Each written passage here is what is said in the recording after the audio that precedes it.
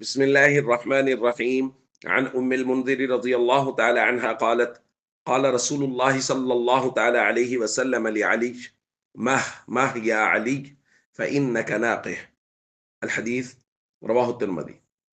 ام المنذر رضی اللہ تعالیٰ عنہ بیان فرماتی ہیں: دخل علی رسول اللہ صلی اللہ علیہ وسلم ومعه علی، نبی کریم صلی اللہ علیہ وسلم ہمارے گھر تشریف لائے اور سیدنا علی رضی اللہ تعالیٰ عنہ ان کے ساتھ تھے۔ ولنا دوال معلقہ، ہمارے گھر میں کھجور کے خوشے لٹکے ہوئے تھے۔ فجعل رسول اللہ صلی اللہ علیہ وسلم یاکل، نبی کریم صلی اللہ علیہ وسلم وہاں سے کھانے لگے۔ وعلی معه یاکل، اور حضرت علی رضی اللہ تعالیٰ عنہ بھی آپ کے ساتھ کھانے لگے۔ رسول اللہ صلی اللہ علیہ وسلم نے وہ بات ارشاد فرمائی جو آج ہم نے عبارت میں پڑھی۔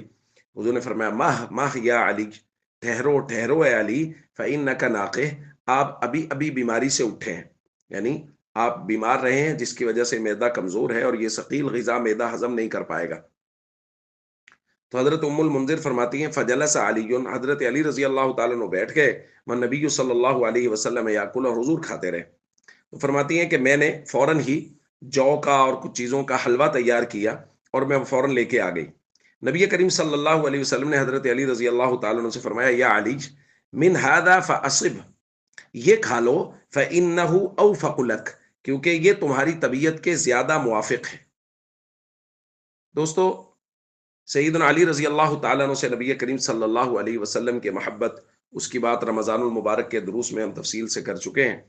سیدنا علی رضی اللہ تعالیٰ عنہ کچھ وقت بیمار رہے اور اس کے بعد حضور علیہ الصلوۃ والسلام کے ساتھ حضرت ام المنذر کے گھر میں رضی اللہ تعالیٰ عنہ تشریف لے گئے، اور وہاں یہ واقعہ پیش آیا جس سے ہمیں یہ درس ملتا ہے، یہ سبق مل رہا ہے کہ اگر کوئی آدمی مریض ہے، بیمار ہے یا بیماری سے اٹھا ہے تو اس کو کھانے پینے کے معاملات میں احتیاط کرنی چاہیے۔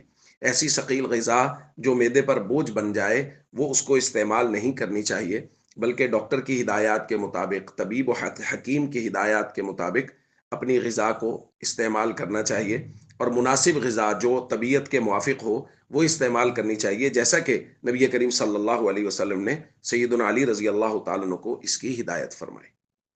والسلام علیکم ورحمۃ اللہ وبرکاتہ۔